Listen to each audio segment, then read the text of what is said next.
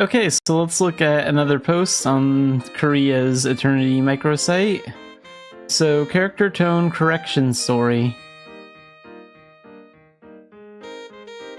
So, the character colors are subtly different from Mabinogi. I transferred the Mabinogi character shader to Unreal Engine as is, but the character colors are different. Even if you test it unlit, the tone is different. So this is all about like the different like color tones and the way like lighting works and stuff like that. Leon Engine versus Unreal Engine Unlit versus Unreal Engine Mabinogi specific shader. So differences between Leon and Unreal Engine. We've looked at 4 of the factors that affect color above. How do the 2 engines provide functionality for each of these 4? Properties of a material such as its reflection, absorption of light are defined by the material or shader in the game engine. For reference, in Unreal Engine, a material that has no effect on light at all is called unlit. And in this case, it always appears as the set color regardless of light. Let's assume this makes no difference since they said they ported the shaders from Leon to Unreal as is. So the remaining elements are lighting that affects directly and indirectly, and the results output by the monitor and the gamma correction or tone correction processing for them. The Unreal Engine that Mabinogi will be ported to has a lighting system called Lumen. Calculates direct and indirect lighting that affects the scene in real time. So here's the comparison results. This is before Lumen and this is after.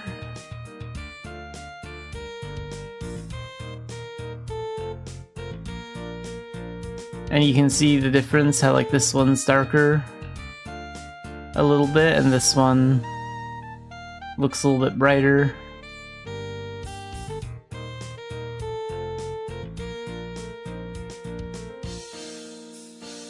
This is a feature that was not present in the older Leon engine. The difference in the lighting system may affect the color. Another difference is that Mabinogi uses gamma correction, while Unreal Engine provides a system called Tone Mapper, which supports gamma correction and other correction methods. Differences in tone correction are also a factor affecting color, so it is important to look at the differences. Differences in troubleshooting of tone correction by Tone Mapper. Unreal Engine supports Tone Mapper as a function called post-processing. Filter effects that we use in cameras can also be considered as this type of post-processing function. In post-process, I was computing color correction instead of gamma correction with a color grade texture like below. The engine default was to use color correction unconditionally, so I modified it so that only gamma correction is calculated without using color correction by adjusting the relevant parameter values. As a result, we were able to confirm that the character was output with the same color as Leon Engine when using the unlit shader. So color comparison after tone correction of Leon Engine versus Unreal Engine Unlit versus Unreal Engine Mabinogi specific shader. And here you can see blinded. So these are the examples. This one's the Pleon Engine one, this one's the Unreal Engine Unlit, and this one's the Unreal Engine Mabinogi specific shader, it looks like. When you match the tone to the character, the background tone changes. So left when the tone is matched to the background, right when the tone is matched to the character. So here you can see the two examples, and you can sort of tell that the tone is a little bit different. If we could distinguish between characters and non-characters at the tone mapper stage that handles tone correction, wouldn't it be possible to make an exception so that only characters are not color corrected? So, character outlines.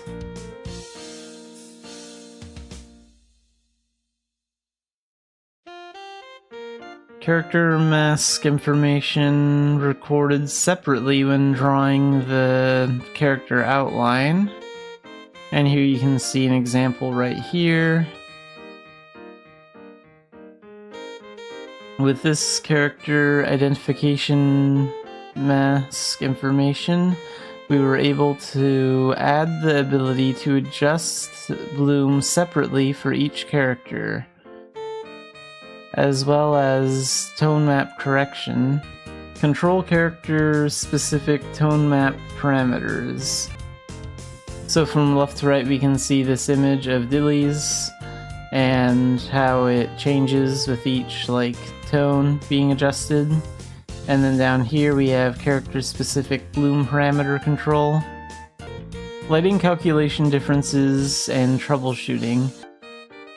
Based on the results so far, we have confirmed that when created with the unlit shading model, it appears to have the same color as Pleon. Color comparison after tone correction of Pleon Engine versus Unreal Engine Unlit versus Unreal Engine Mabinogi specific shader. So from left to right we can see blended again here.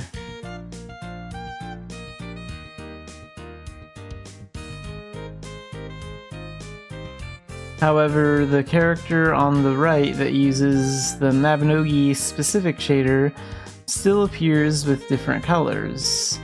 So yeah, this one doesn't look quite right, it doesn't look like blended. Why can't we just use unlit? You might think like this. Unlit is a shader that is literally unaffected by lighting.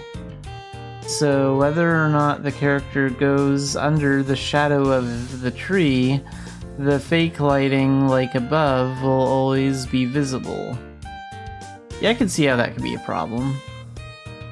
So there was a need to normalize the Mabinogi specific shaders to fit Unreal Engine. The goal is to have Mabinogi specific shader like Unlit express the same colors as Pleon, while also reflecting lighting and shadows. First of all, why does it look so dark? So, shadow map comparison. After looking into it, I found out that characters using Mabinogi specific shaders always appear dark because the shaders are implemented to cast shadows. I tried modifying it so that shadows are not always cast, but only when shadows are needed. And you can see the examples of that, here and here. Although it is brighter than the shadow area, the feeling of the area where light is calculated is more realistic than toon-like. Perhaps this is why shadows are always drawn when imported into Unreal Engine.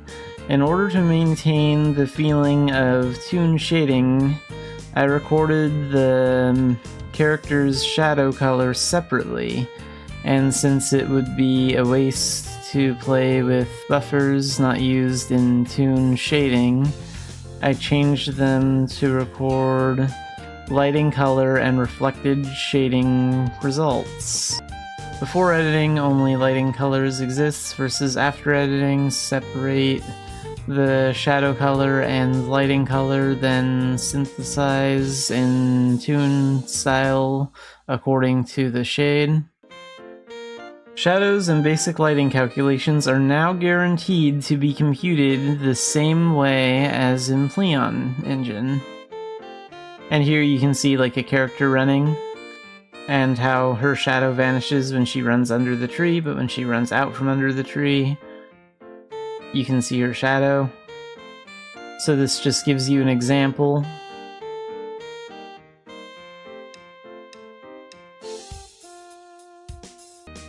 Next, when using the Mabinogi specific shader in the Lumen indirect lighting environment provided by Unreal Engine, we confirmed that the indirect lighting calculation results were too excessive and the character colors did not appear properly. So high versus low lumen influence on characters. And they have some examples here. This has been addressed by providing the ability to control lumen influence separately when using Mabinogi specific character shaders. Controlling character specific lumen parameters.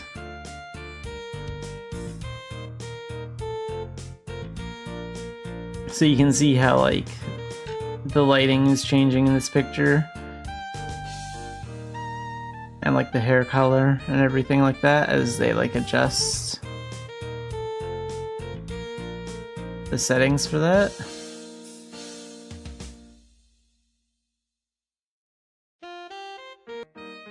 In this way, we have provided the ability to control background lighting and character lighting separately by providing character-only skylight influence parameters, point light character influence parameters, etc., whether or not you're using lumens in this way.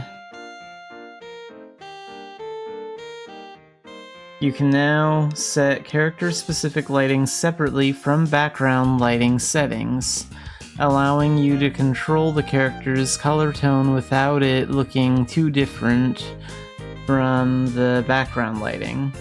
In conclusion, so far we have looked at the process of identifying and resolving the cause of the difference in character colors between Pleon and Unreal Engine. And I'm not sure when this post will be coming to the NA Eternity site. We do have 3 more posts coming to the NA Eternity site, one on July 17th, one on July 24th, and one on July 31st, but doesn't say which ones are actually going to be posted here. So at some point this post will also be put on the NA Eternity site if you want to check it out. But if you want to read about it now, like I just did, you can go to the Korean website and click on their Eternity site button, and it'll take you here. You can use Google Chrome to translate all this, and it's right down here. Character tone correction story. All the posts about Eternity happen on the Korean Eternity site first, so if you want to read it right away, this is the place you should go.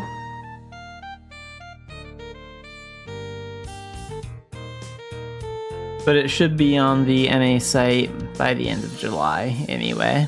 So let's look at another one of the new posts in the Mabinogi Korean Eternity section that just recently came out. I want to go straight to Dumbarton School.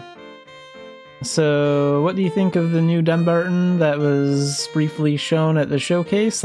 As it was a town that I visited often, I think the Militians were also impressed by it, as it had many areas that needed improvement. Starting from the continent of Ulad, there are regions that can be visited at all times, such as the continent of Idia and Belvast, as well as regions that can only be visited during certain events. and then special regions that don't belong to any continent, like Avon.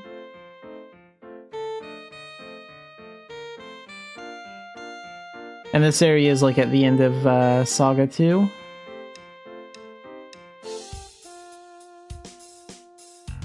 In addition to areas that you, the Militians, can easily access on a regular basis, there are many areas internally. For example, there are areas that are only necessary for special situations such as missions or cutscenes.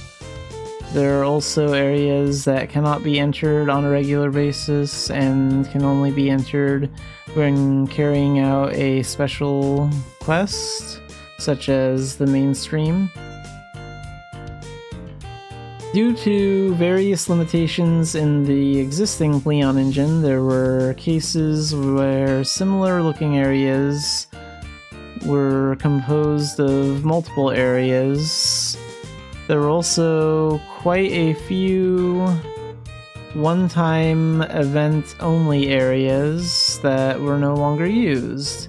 Therefore, in the process of porting to Unreal, we had to decide which areas were essential and which areas should be improved first. Dunbarton, a representative village where many Militians come and go.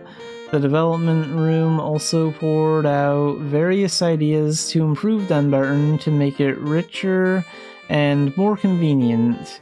We were able to reorganize various elements, starting with the previously considered inconvenient paths. After several discussions with the planning and art workers, we established the following major criteria. So yeah, they really improved Dunbarton, and you can see that in the showcase. Dunbarton has many convenient facilities centered around the town square, but there are some areas that are inconvenient, such as having to go around in a circle. So like the Dunbarton Magic School at the moment, you have to like go far to the left and go up some steps and enter, or far to the right and go up some steps and enter right now, and there's this big ugly wall right here. Well, that's going to be going away, and so is that little wall right there, right in front of the doors to the magic school. And this is what it's going to look like in Unreal. So some of those training dummies are gone. There's a big staircase here, so now you can just walk right up. And then the little barrier in the center of that entrance is now gone, so you can just walk right into the magic school. I think this looks really good. This is a really good update. And then the town office is also going to be improved a lot, so they're going to... Right now, these two boards are like kind of in the center, and there's like a staircase on the left and right side for accessing the town office. But now it looks like they're going to take out those two staircases, move those two boards all the way to the left here, and they're going to just put one big old staircase in the center, so that's great. I checked the traces of all NPCs that were standing in Dunbarton one by one and readjusted the place elements. I will leave it to your imagination to see how many NPCs were stationed in Dunbarton, even for a moment. When I checked the location information, it would be difficult to plant a new tree or something in the place where our precious planet is standing. We also paid a lot of attention to areas that could further highlight the symbols or landmarks of Dunbarton Village. So here's the unicorn statue area. And here you can see Town Square. It's a little bit easier to see than it was in the showcase. But they have the symbol of Dunbarton in the center of Town Square now, right here. That's really cool. I think that's a nice touch.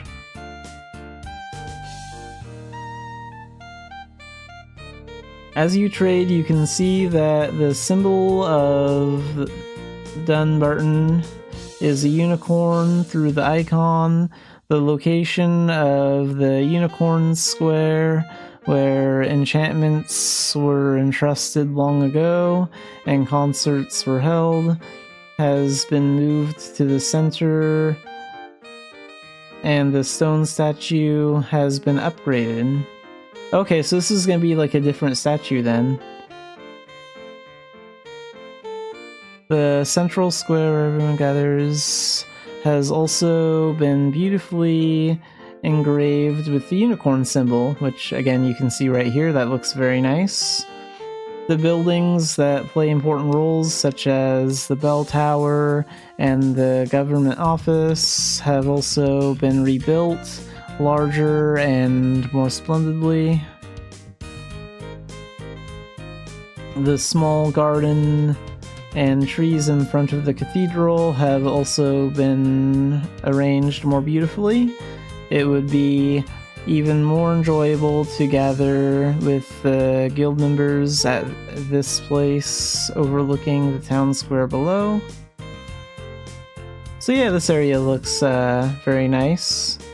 In addition to this, the decorations on the stalls of shops placed in the town, the fountains, the vines growing on the buildings, the flowers blooming under walls, even the smallest details were decorated to create a lovely, beautiful Dunbarton. So yeah, these are the changes to Dunbarton in Unreal, and personally I think they did a very good job. This looks very good. It still looks like Dunbarton, and it not only looks better, it is better. They actually fixed some of the flaws with it without drastically changing the way Dunbarton is. So that's very good. Okay, so we'll be looking at another post in the Eternity section on the Korean site called Materials That Exist in Erin. So just like the real world we live in, there are objects and materials with various textures in Erin. Among the various technical supports we are carrying out in this article, I will talk about how materials implemented in the Pleon engine are being refined in the Unreal Engine environment. So entering. As mentioned above, Erin has various textures such as skin, fur, fabric, stone, metal, and fluid. So things in development. It can be broadly divided into materials used for the environment and materials used for characters. Let's first look at materials used for the environment. So, vegetation. There is more to consider with plants than you might think. The color of the leaves and stems, and the degree to which they change depending on the surrounding environment. Shaking handling for physical collisions and optimization using various techniques depending on density all need to be sufficiently prepared in advance. Since Pleon Engine does not support parallel processing, there were limitations in vividly rendering vegetation, but Unreal Engine can utilize technologies such as multi-threading and object instancing, so it is possible to create vivid vegetation communities to draw Erin more richly. So here you can see like some of the examples. So fluid. Fluid substances like water also have various states depending on the environment. These calculations were also not easy in the past specifications, so there was a limit to expressing them using texture animation or sprite sequence. Eternity plans to actively improve these areas. Personally, I am really serious about expressing water more beautifully. So yeah, water is gonna get a lot better. And you can see some pictures of it down here.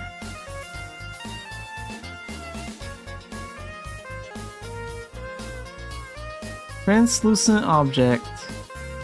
The Eternities project uses Unreal Engine's deferred rendering method to draw the screen. Deferred rendering allows for high-quality results using various techniques. But drawing translucent or clear objects is still difficult to implement. Of course, in Pleon Engine, it was almost impossible to even try to give texture to translucent objects, but in Eternity, our TAs are struggling today to create translucent texture that suits Mabinogi by mixing real-world reflection characteristics with NPR expressions. So here you can see some translucent bubbles here by the Dumbarton Bank.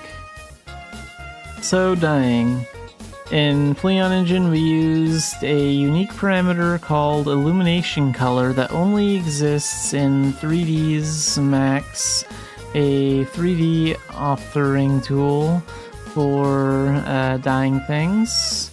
Since this can no longer be used in Unreal Engine due to changes in the 3D file format, we implemented the dyeing function without significantly changing the existing character creation pipeline through a roundabout method using several techniques. So here you can see like a picture of some wings, and these are like ribbon wings.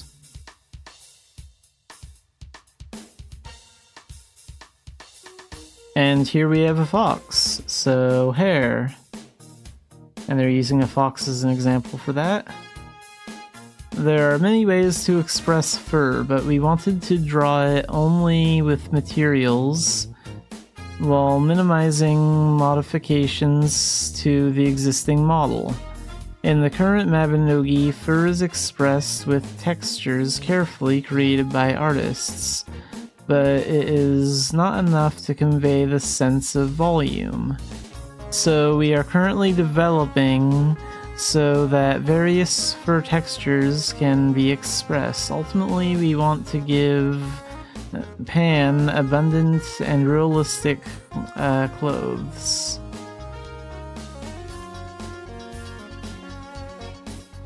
And here you can see like what the fox looks like with more realistic fur in the game.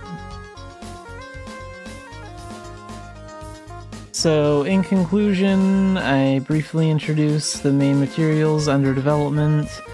I am trying to show you a more wonderful version of Aaron in your imagination.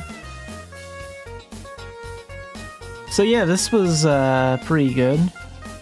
It's interesting to see like how they're redoing like all the textures for like plants and characters and clothing and stuff like that, because and water, because like it is a lot of work.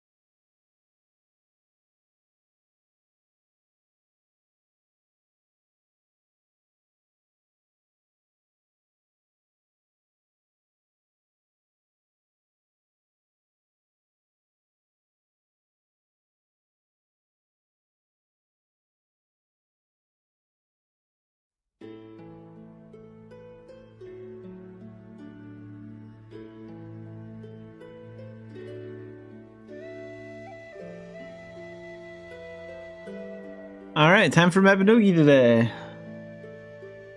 Let's do some stuff. We're going to use up some more of those near-tight crystals.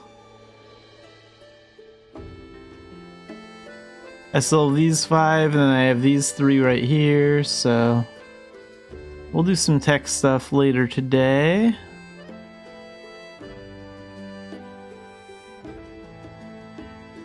First things first, though. Need to reset my level.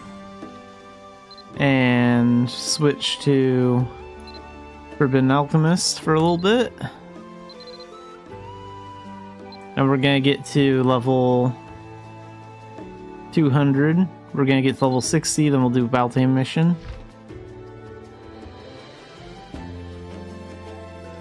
When can I do a rebirth again? Sometime this weekend? Yeah, okay.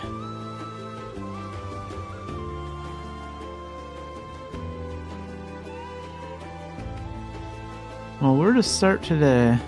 See how things are going in the auction house.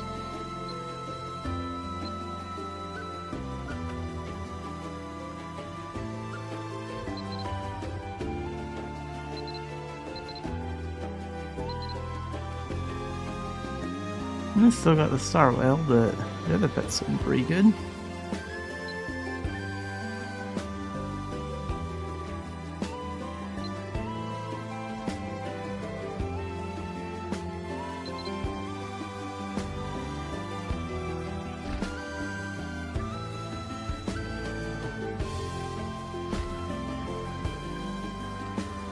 Actually, let's do homestead work real quick. I need to stop neglecting my homestead work and actually focus on this. I've been trying to make more of an effort to get homestead stuff done. Because at the next level I get the final free expansion, I think. And then I can start like an herb garden here.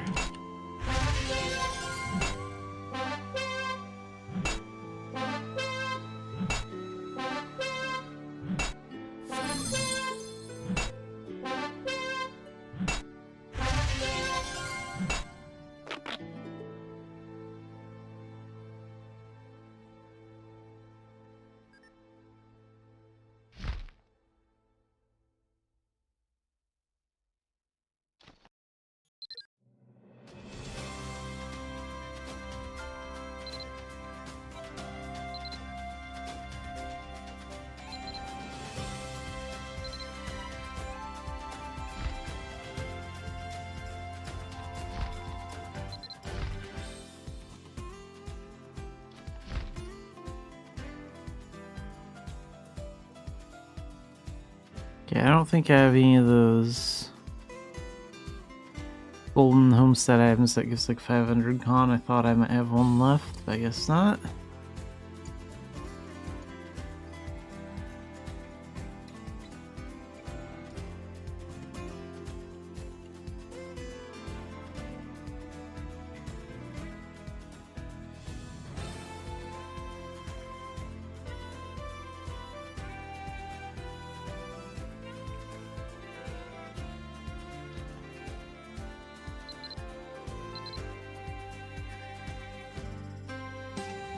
So what's the daily shadow mission looking like?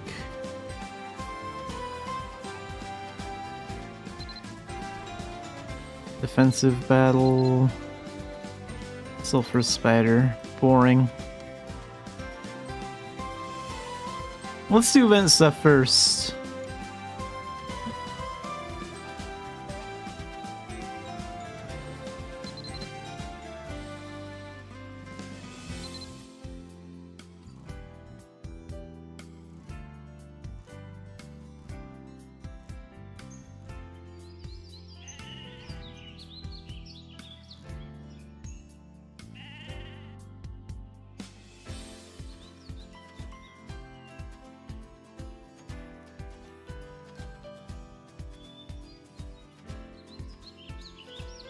The game keeps telling me to talk to Lorna and Pan whenever I log in, so maybe I should check in with these two.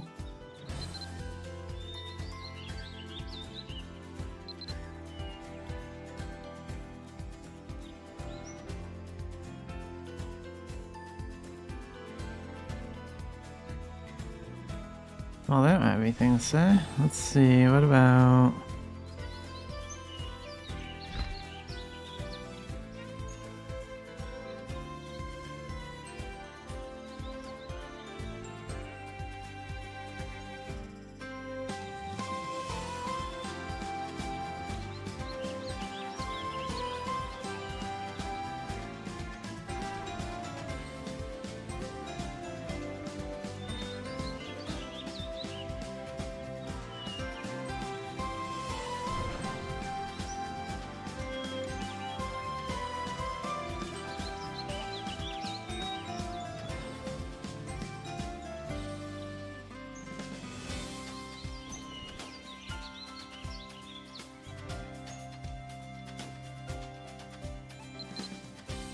You can literally rent out outfits to other players now.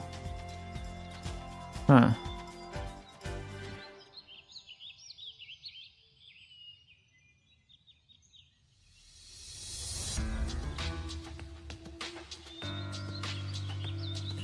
That is kind of a new feature that makes personal shops more unique. I don't think you can rent out outfits in the auction house, can you? Let's take a look at clothing. I think you can only sell it here.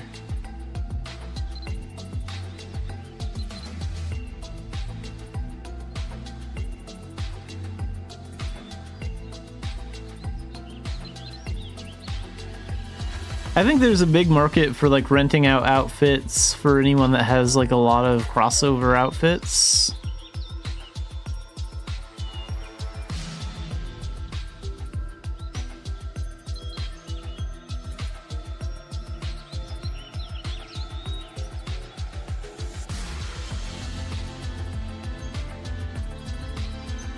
모험가 조합은 이쪽이에요.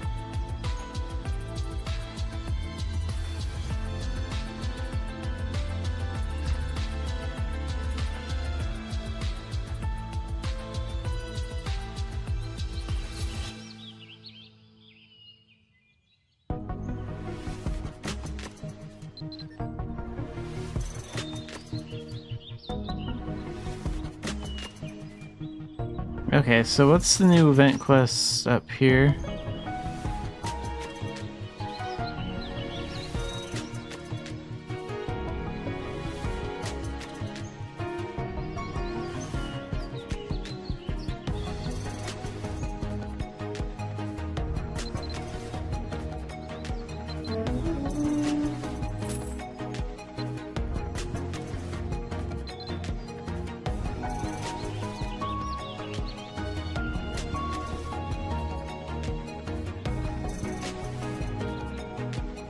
Oh, so maybe you can choose like who you want to help out. I'll try talking to another one of them like tomorrow or something.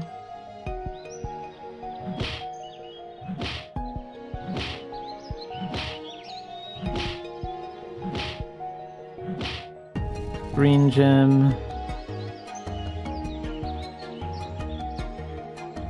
And some branches.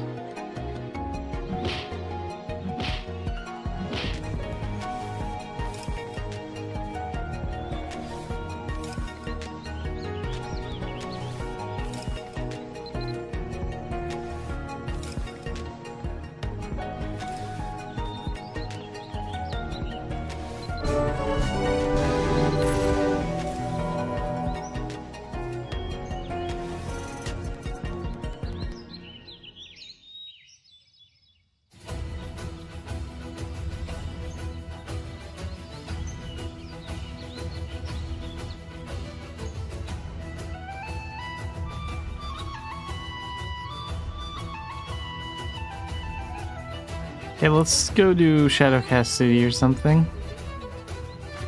I'll do it on Elite, and that should push us to 60.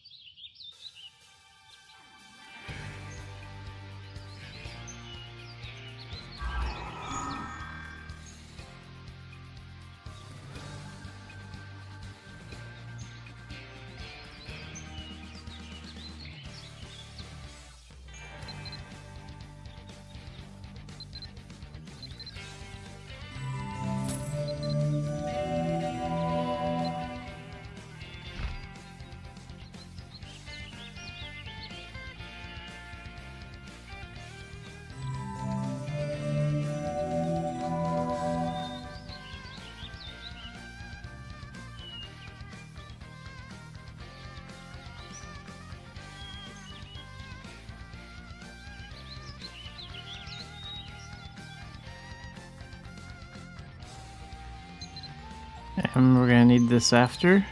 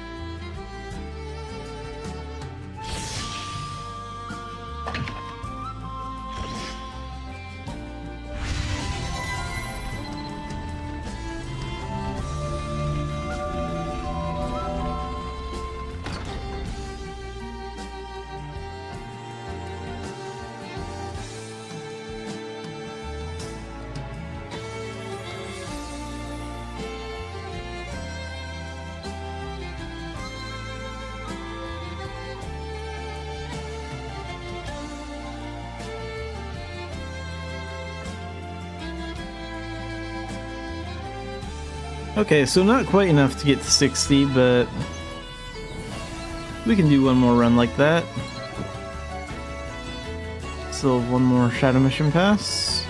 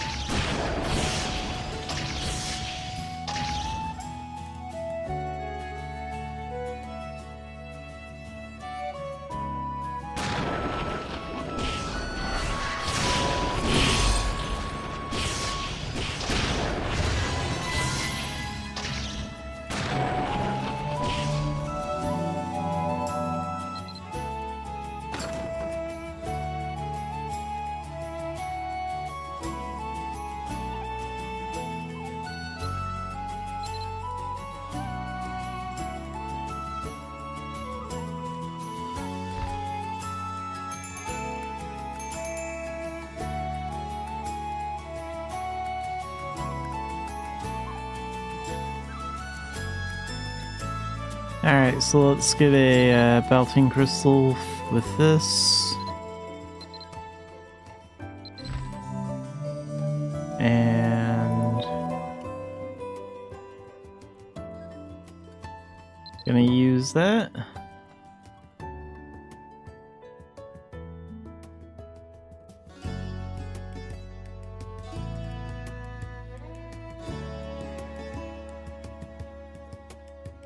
Alright, let's go to Avalon Gate.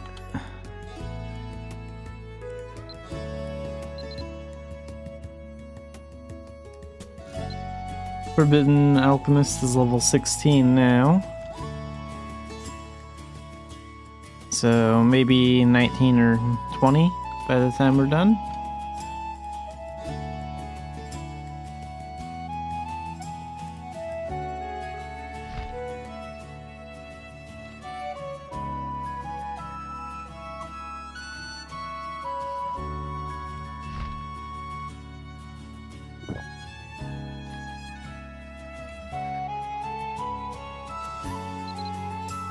Nowhere to run, on Elite, and let's go.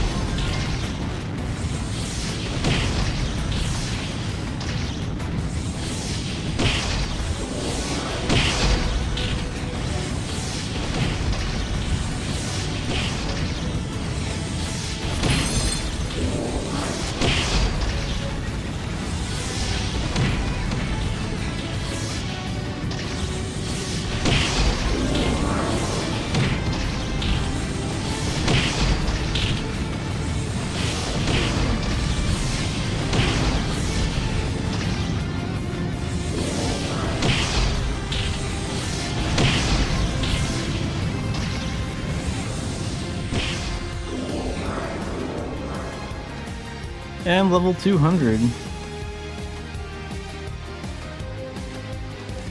Let's see what gems the doll bag missed. An emerald.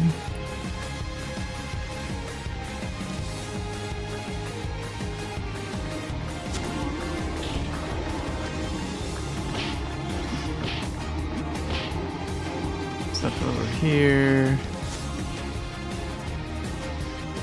Okay, any other gems?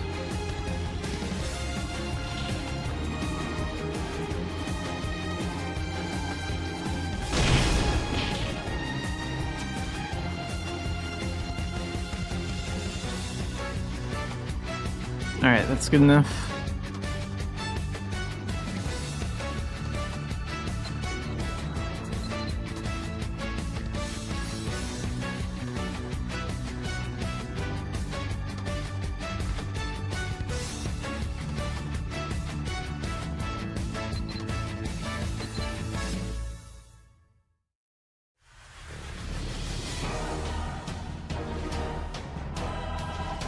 So let's feed the spear. I can't work on Irie right now. No, not yet. I think it refreshes tomorrow.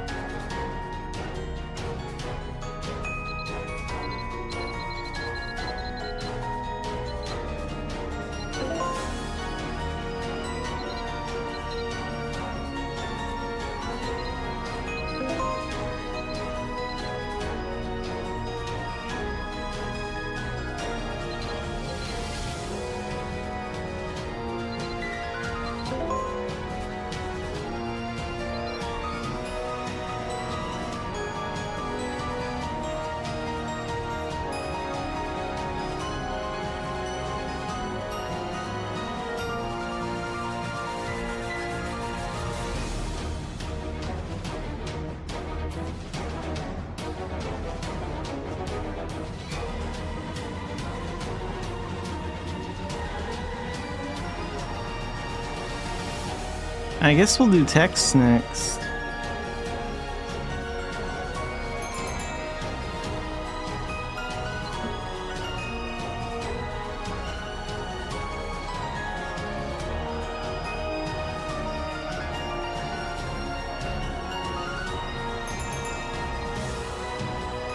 So since we're 200, we can switch to Dark Diviner.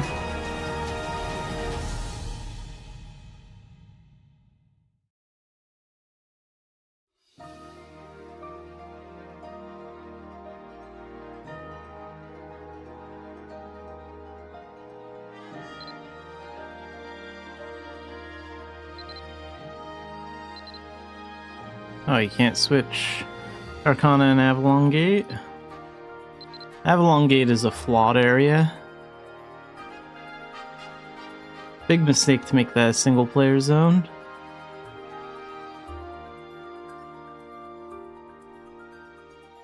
But nowhere to run is good for leveling. That's about all I like it for.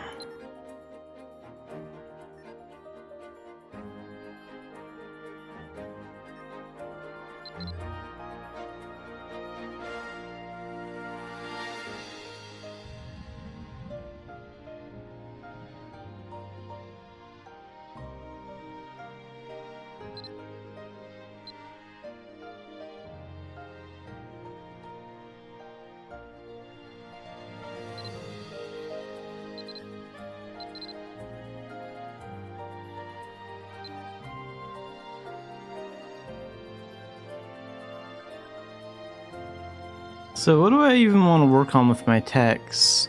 I think I was going to take Iron Will up. Was that what I was going to do? I need 40 for that. What about that Zone of Renewal one?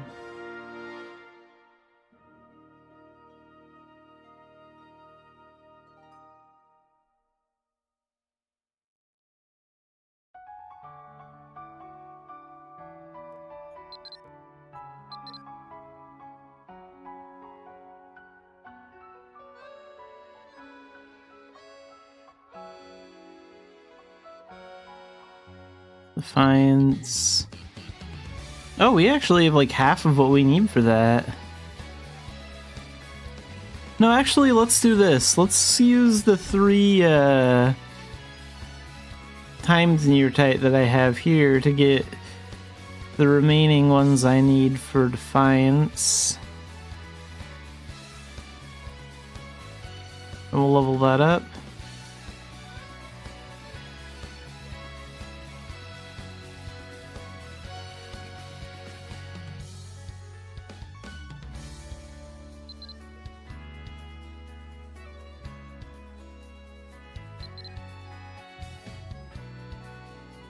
And that one's Phantasmal Sight, which I also almost have enough for. Maybe I should work on getting Defiance and Phantasmal Sight up instead. I don't know, I'll think about it. But first we're gonna get Defiance up since I only need like 15 more.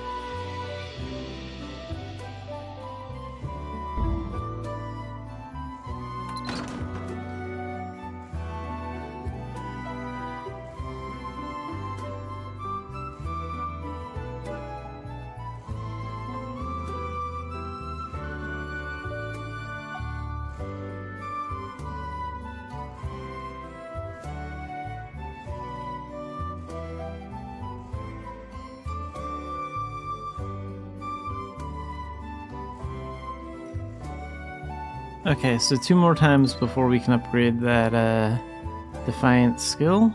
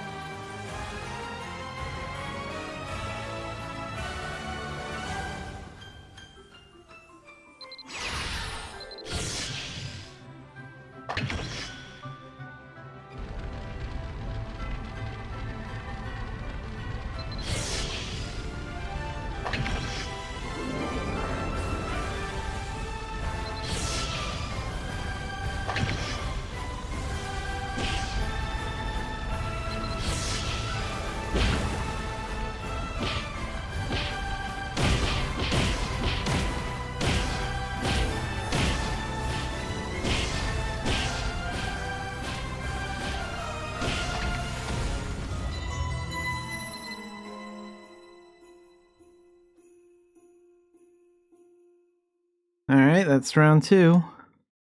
Let's open this up.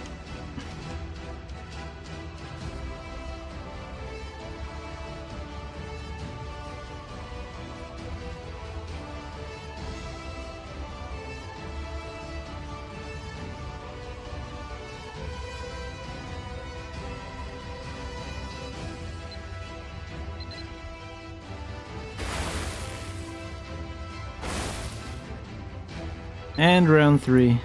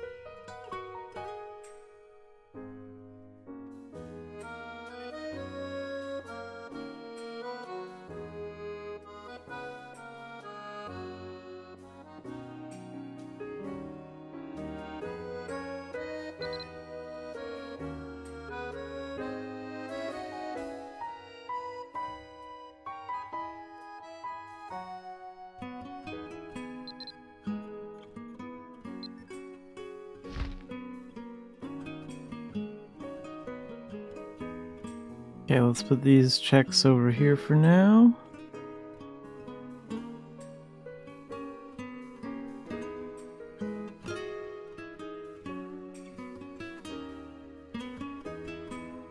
And we'll open up these 3. Let's get some of those green crystals.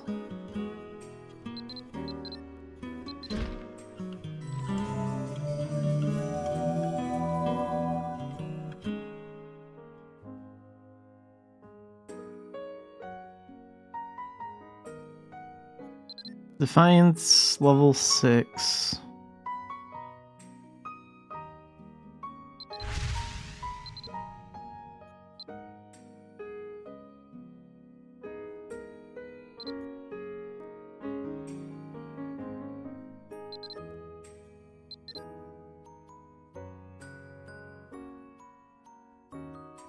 Well, I think it was 70% before, now it's 75% HP. So I think it went up by like 5%.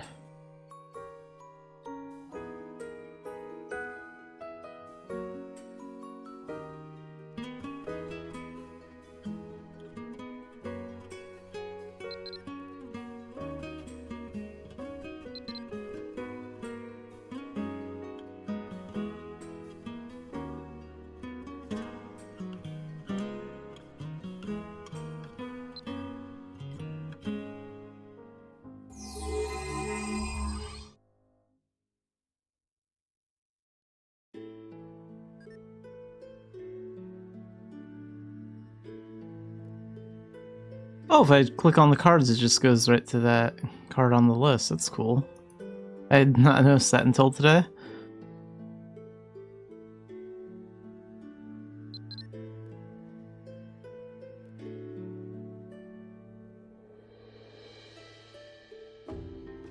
So I basically have to use up my 5 remaining near tight to upgrade Zone of Renewal.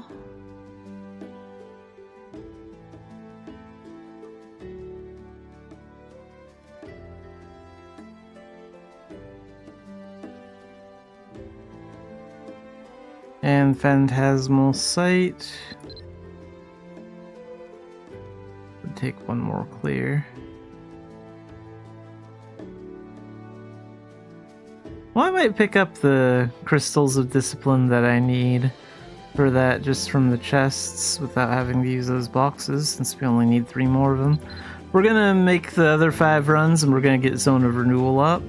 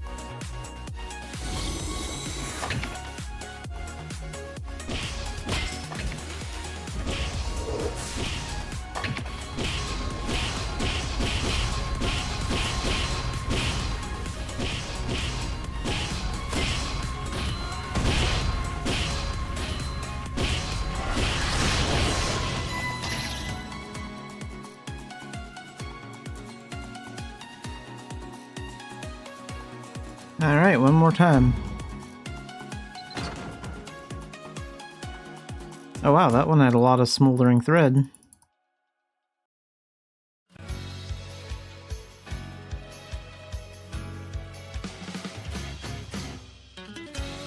Spirit gems.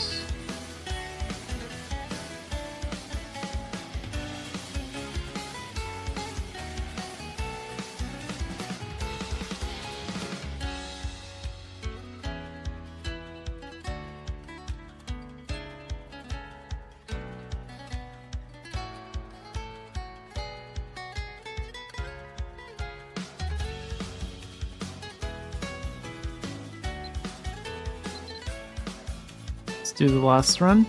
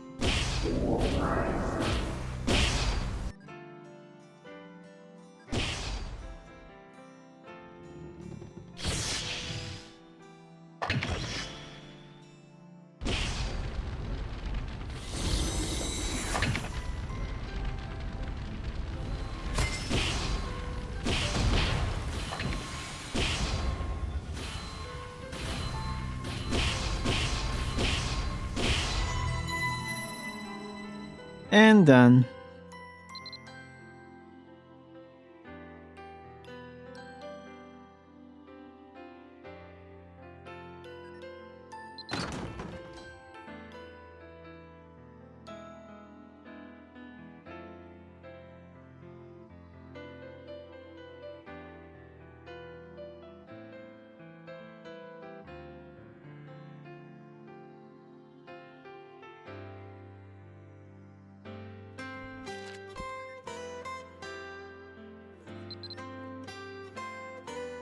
Hey, nice. We did get enough of these to level it up. So we'll take up Phantasmal Sight. to level 5. And then Zone of Renewal needs like 19 more, so we'll have to use 4 boxes on that, the 5 that we have.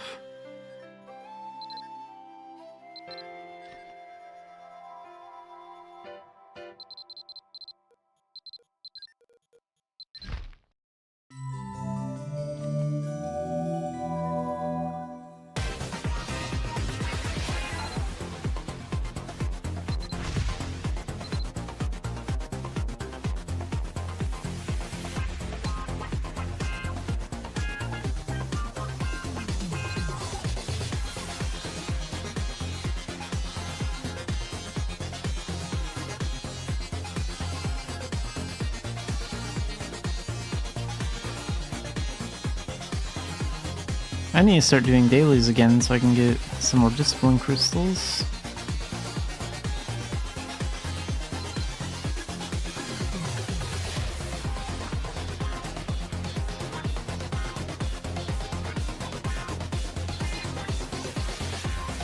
Okay, how long do I have to decide to, like, use up this box? Oh, not long.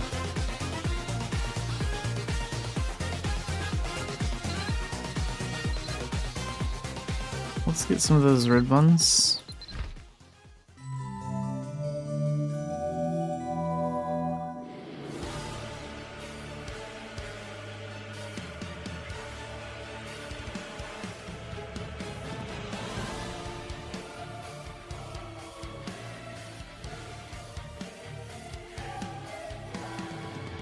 But the crystals last for like 2 weeks, so that's good.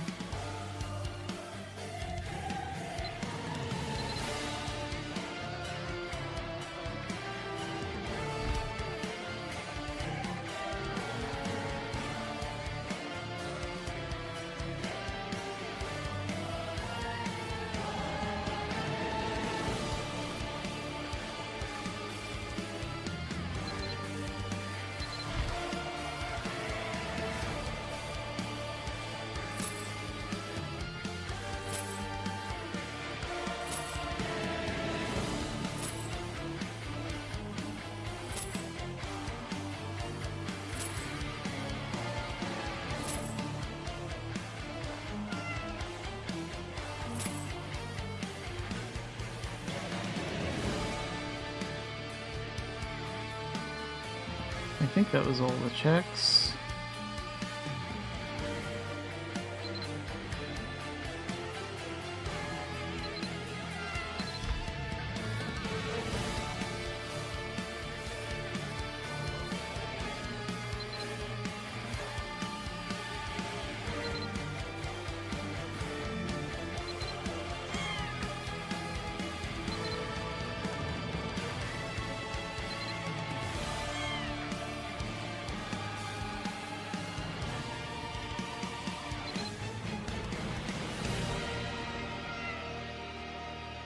And 5 of these.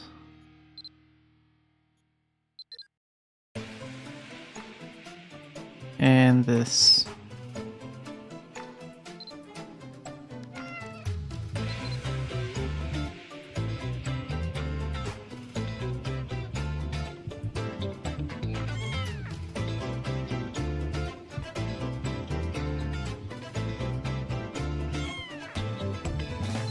Oh, and I'll give the spirit weapon the gems.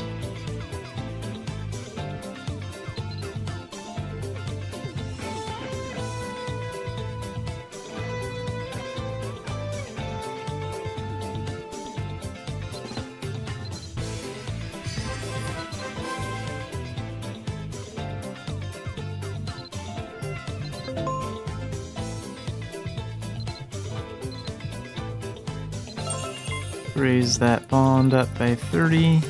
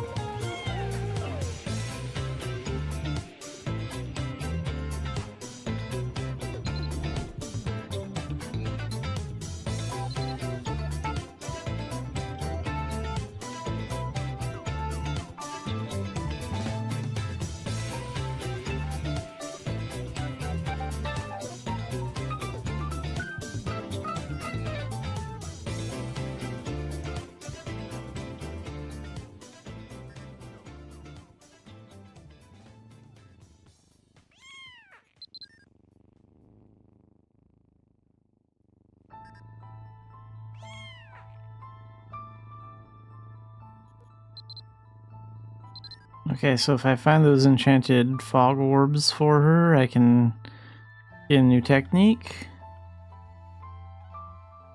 I'll look into that later.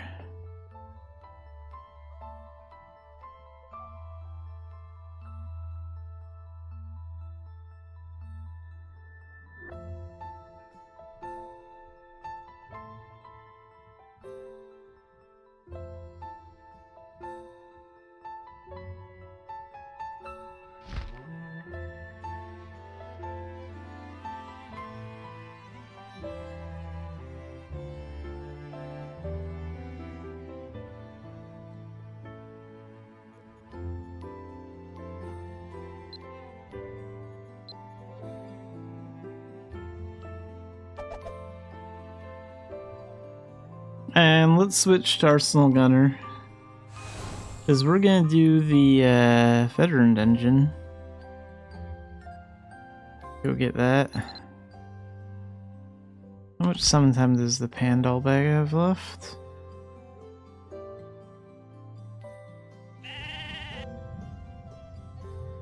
Yeah, okay, these two should have plenty of summon time.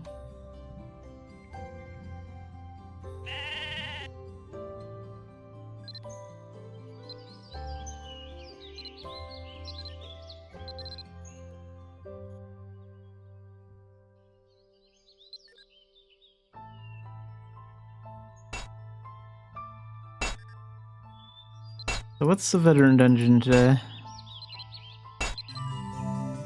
Foil. Oh, and I am gonna stop by the Association room. Let's do something with the smoldering thread that we have.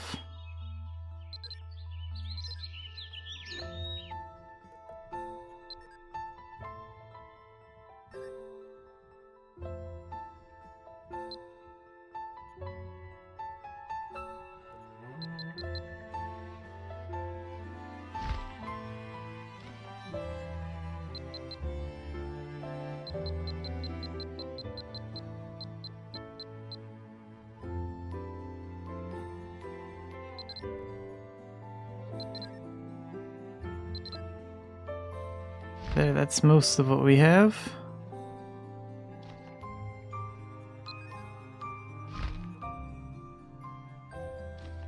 Took a lot of my gold.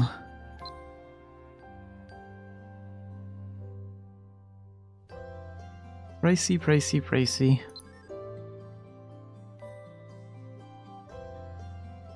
Alright, let's go do Coil.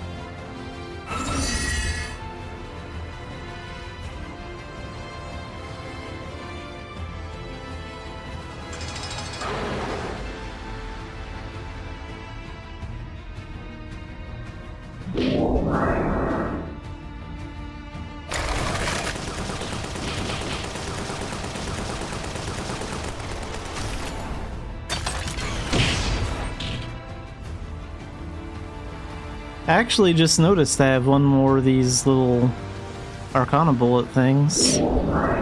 Which is great because like I always thought it would be kind of nice to have like one more of those.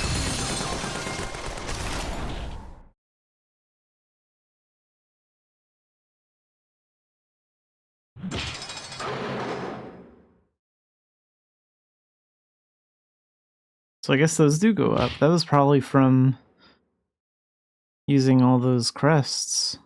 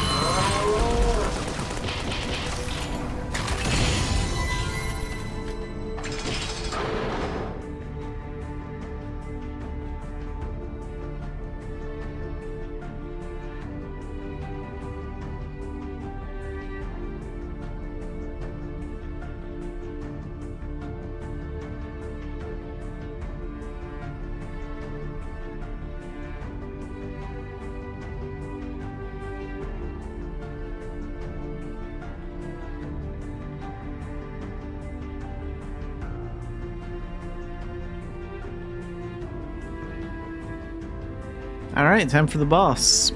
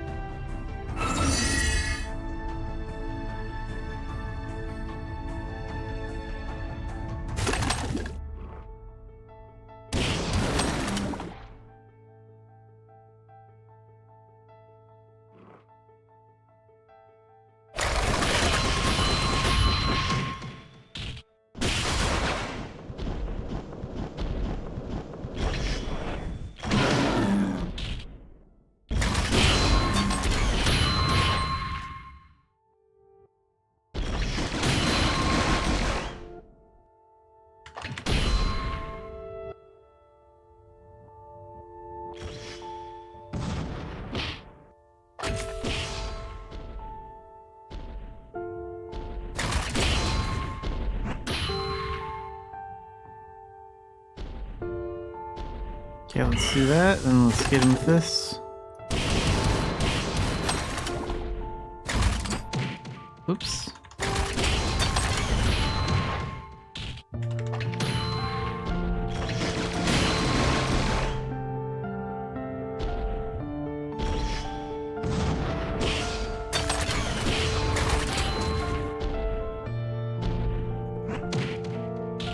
Yeah, let's use Iron Will, then he can't knock me down.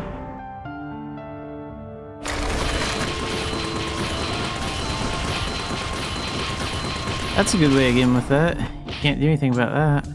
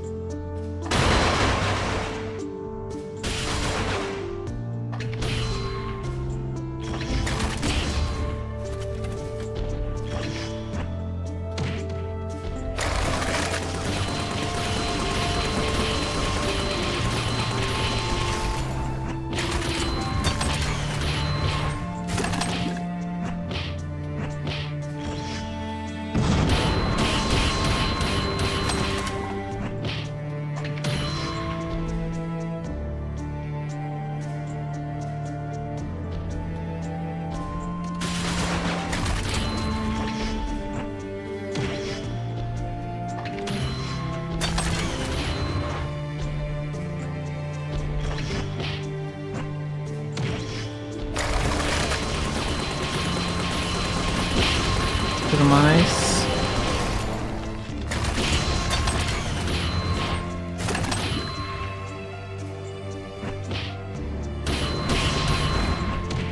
Whoops.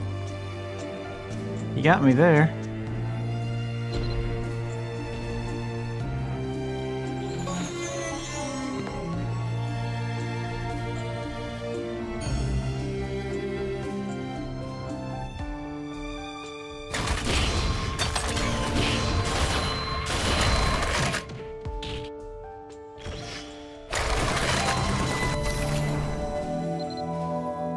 "23 minutes and 18 seconds. And a point on his transformation.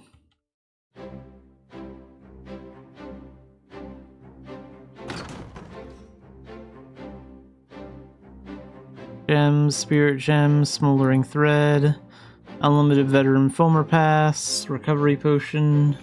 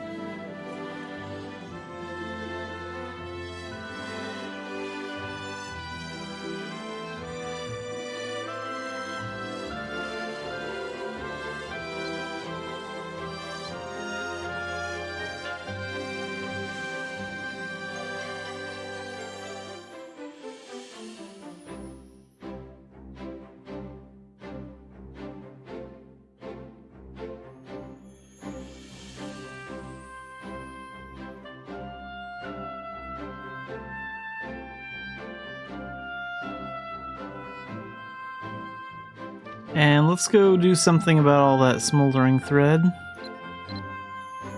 Maybe I can get some of it used up. It's gonna be that frost flame thread that's gonna be expensive.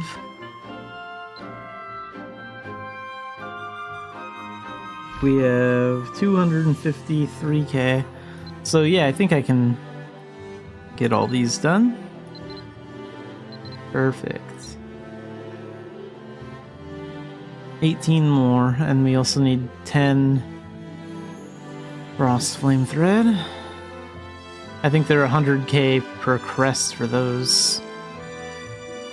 So it's gonna cost like 1,000,000 gold just to process all that.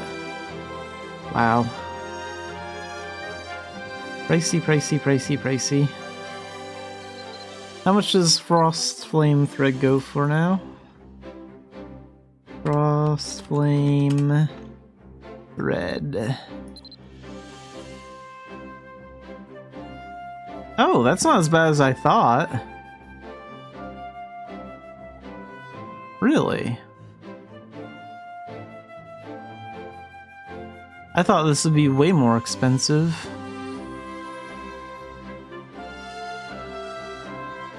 Wow.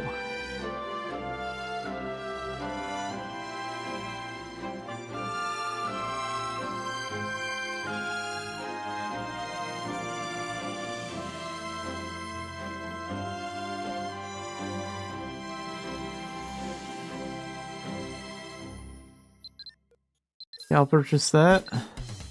That's all I really need for right now.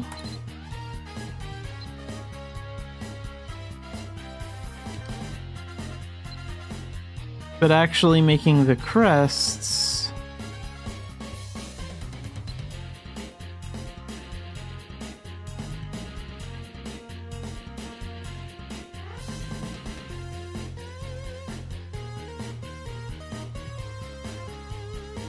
Wow, that's even more expensive than I thought. It's 150,000 per crest, not 100,000. Jeez. So that's gonna be like 1,500,000 gold just to get the 10 crests that I need.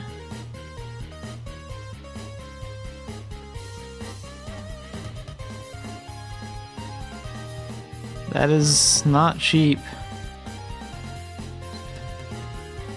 I don't want to get in the habit of just taking money out of my character's bank though to do it, because then I'm just wasting my character's savings. We got a week, we'll figure out something. Get some gold.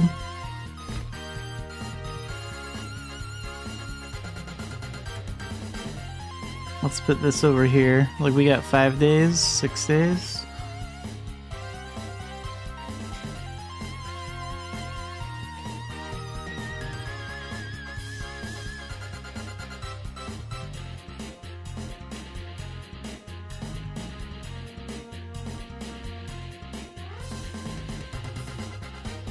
I was thinking about doing some dailies, because I need to get some of those blue crystals to get XP for time shift. That doesn't really pay much in gold.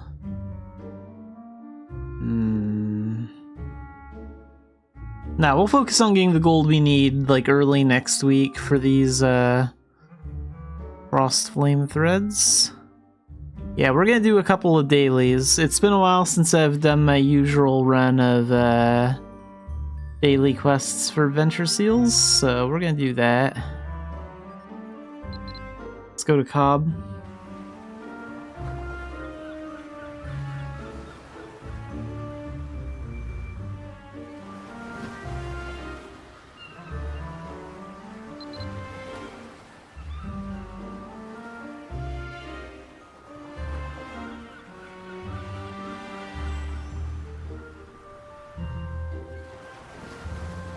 So nails for stones, give Maddock 5 large nails.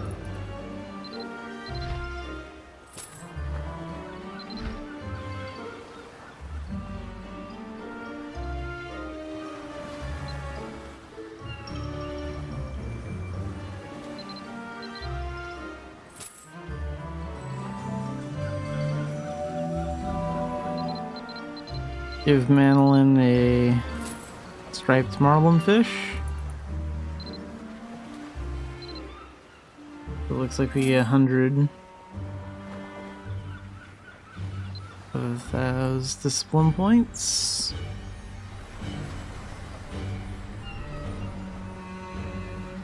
And we can pick up the daily trading quest at any trading post, so might as well pick it up here, right?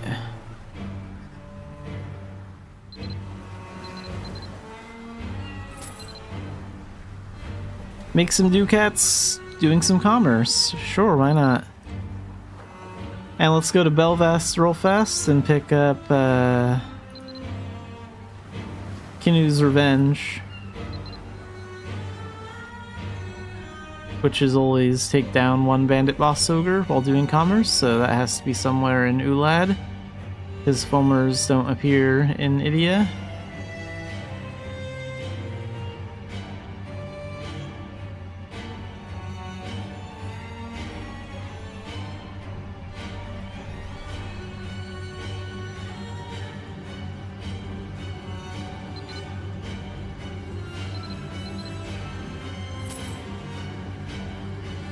Jeez, what a horrible spot for a doorway.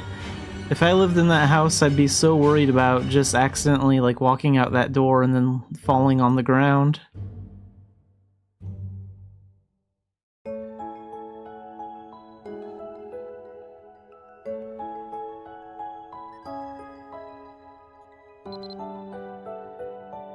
Let's do some commerce from Tailton to Bangor probably.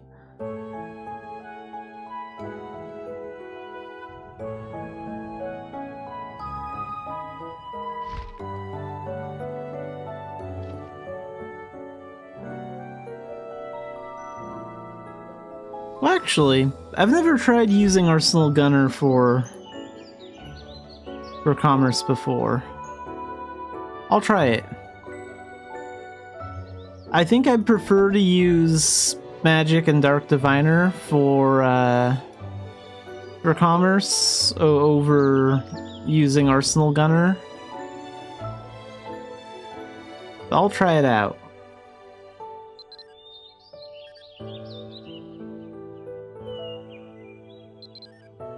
Also, this might be my first time doing commerce since I got the alpaca robe. Oh, and one more thing. What about the raider effects? Grandmaster Merchant. There, let's switch to that. Alright, now let's do it.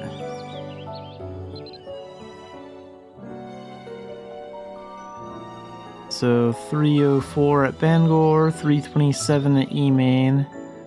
Alright, we'll take it to E-Main for now.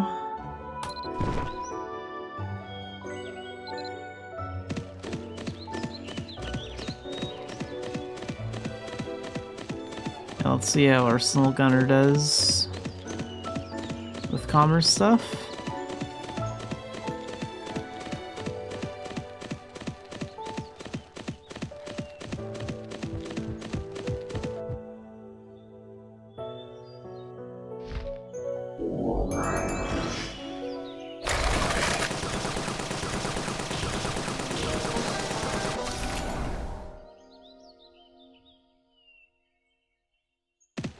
I mean, I guess Bullet Barrage is just as effective as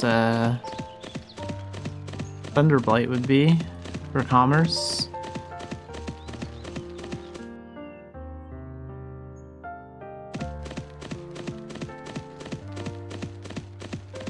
Thunderblight would have slightly better range, but that's not really an issue since bandits spawn so close to you. The only time that would really be an issue is when the game is being laggy and then bandits end up spawning and then you end up rubber banding and you're like really far away from your commerce mount for no reason. That'd be the only time the range would be like an inconvenience.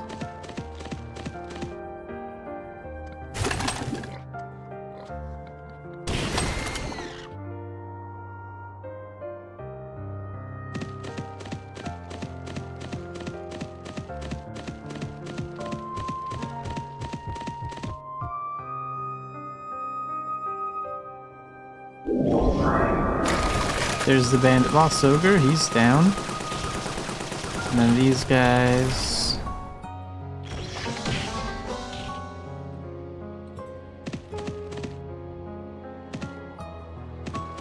So yeah, that bullet barrage makes it kind of similar to just using Thunderblight when it comes to commerce. Plus side to Dark Diviner, though, is you don't really waste mana bullets.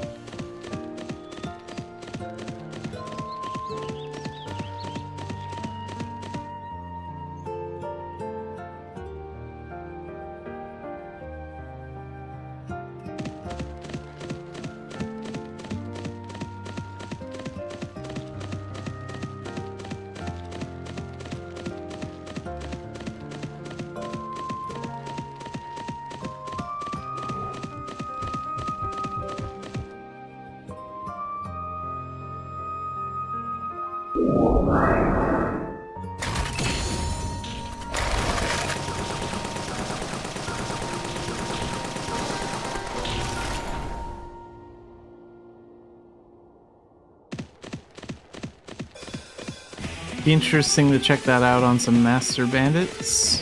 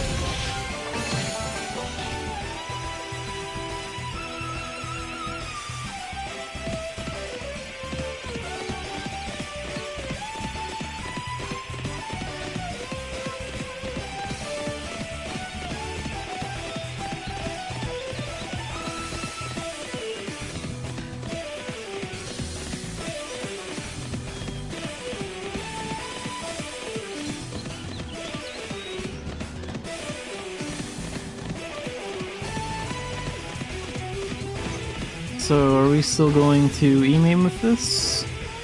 327, yeah. Go through Osnasail.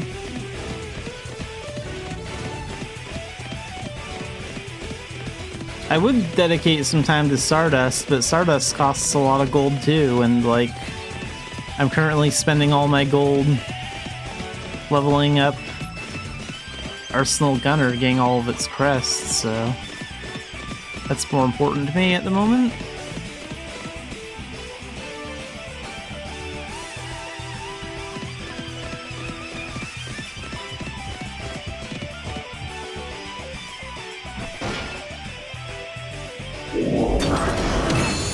Whoops, that was a little bit further. Sorry, that wolf.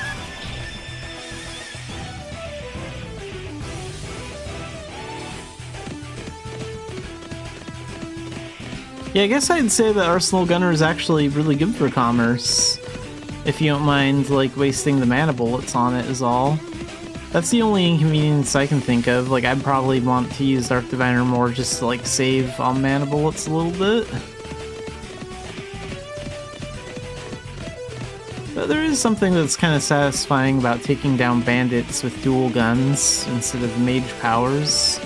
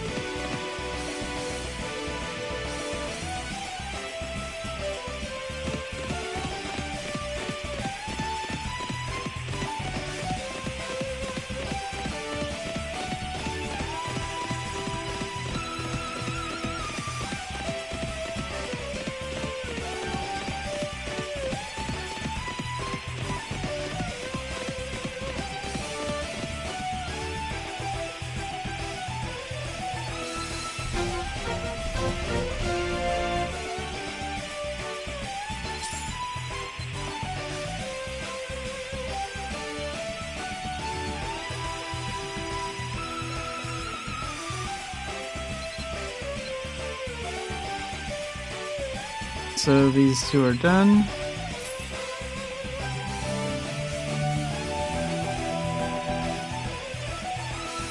How much more do I need for time shift? A little bit more.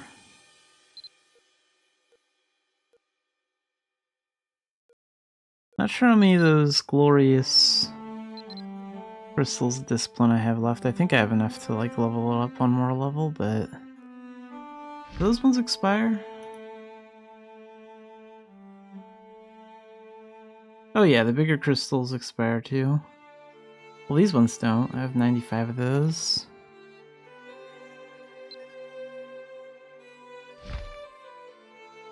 Okay, well we have a few other dailies I want to get to.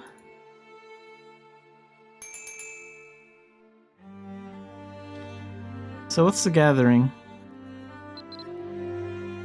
Potatoes. Yeah, we can do that. I guess. I'll do a couple of the runs first. So let's hop over to, do I want to do Lambert's quest today? Yeah, I guess I will. Why not? It's been a while.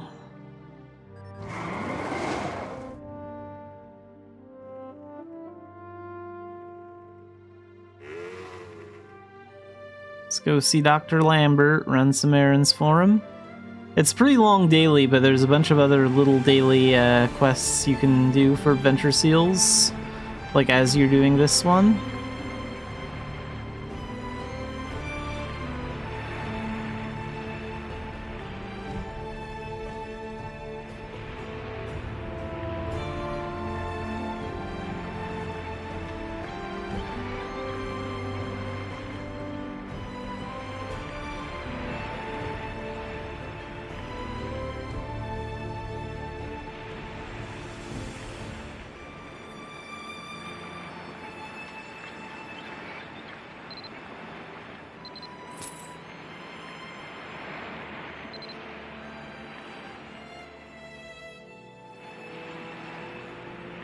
So we have to get the Quilla base report, and Alexina has that since she's in charge of the camp.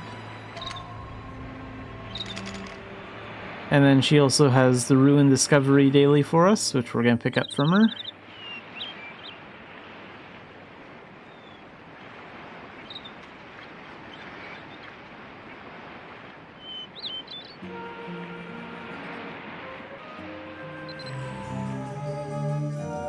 So, Ruin Discovery daily.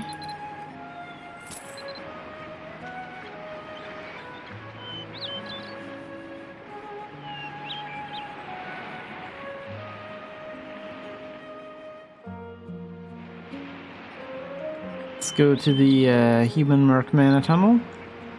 The Demigod skill basically works like a pair of L-rods. Oh crap, someone's already farming this area, so I guess I'll have to come back. Do this later. Let's go to the castle library. A quick way to do this is to just go to the Arcana Association room because it's on the same floor.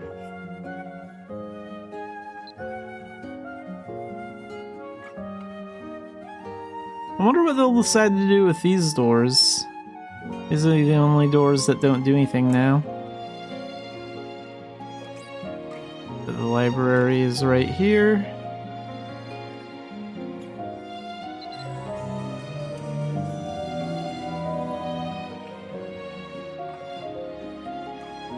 Normally I would do the rafting daily, then continent warp to Dumbarton. I think I'll skip the rafting daily today. Don't really feel like doing that.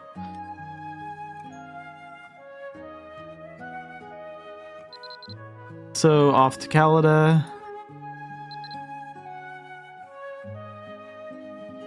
And here you can also pick up the hot air balloon daily, And I would do that if I could be an archer, if I could use archery with my elf, but since I'm a giant, I'm not going to bother. But Belita has the report since she's the leader. And then if you talk to her again, she has a daily, which is the hot air balloon daily.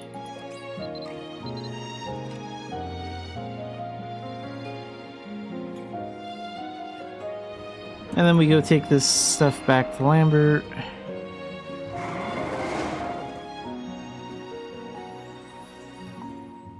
Then I'll go check out the human mark mana tunnel again and see if that area is clear.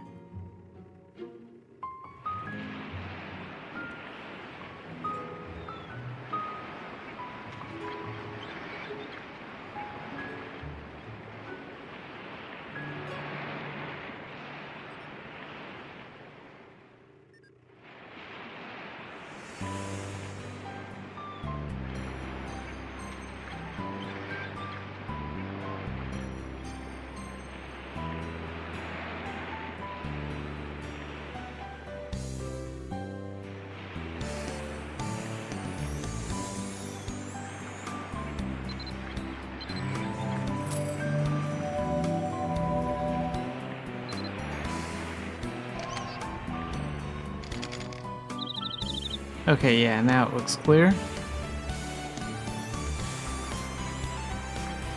So Demigod acts like a pair of L-rods. Whenever you pass by something that's discoverable, Demigod will automatically find it while it's active.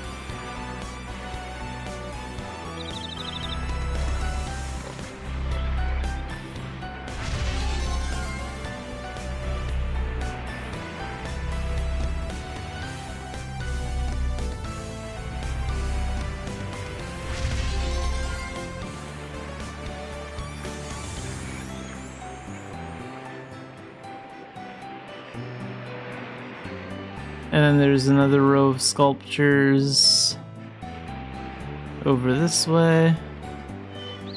They kind of start near where those 3 bushes are.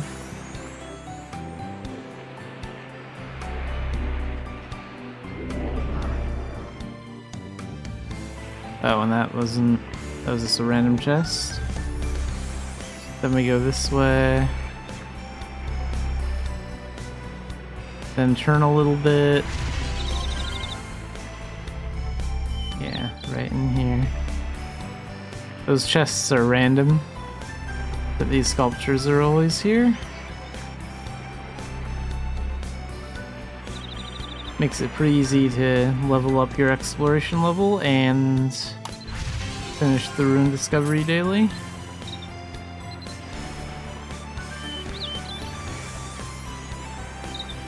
So let's take a look here.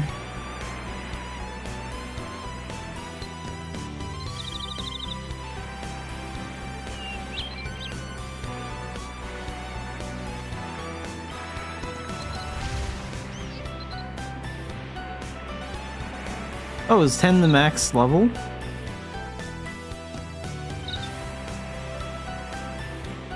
I was kind of wondering about that, but... I guess 10 is as high as it'll go.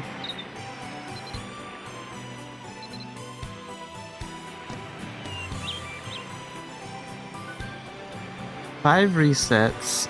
So that means I could use Meteor and then I could use Time Shift and do 5 more. We could do 6 Meteors in a row. That's insane.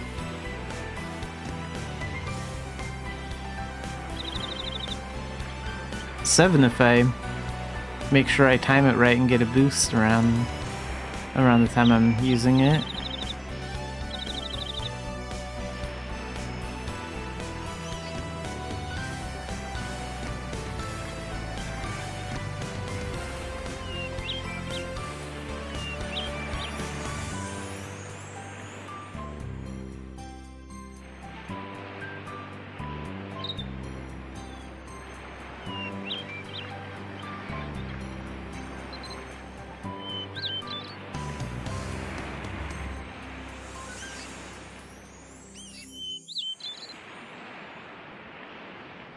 So I think when I get more near tight, I'll focus on getting this up to level 7, and then I think the remaining 3 levels after that require the better crystals, so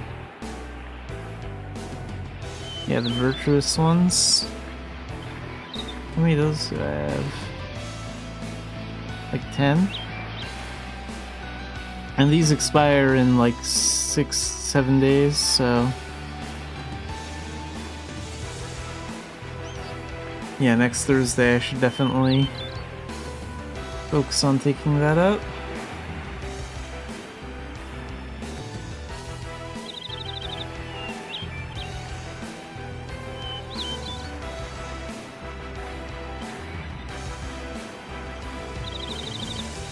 Alright, well I think we're gonna wrap things up right around here. I'm gonna put Xanafiedlion to work doing some AFK fishing. We'll wrap up the stream, but Xanafiedlion will stay logged in to do the fishing stuff. I remember when the igloo fishing chair was new, the first year we got this event. Still a really cool fishing chair.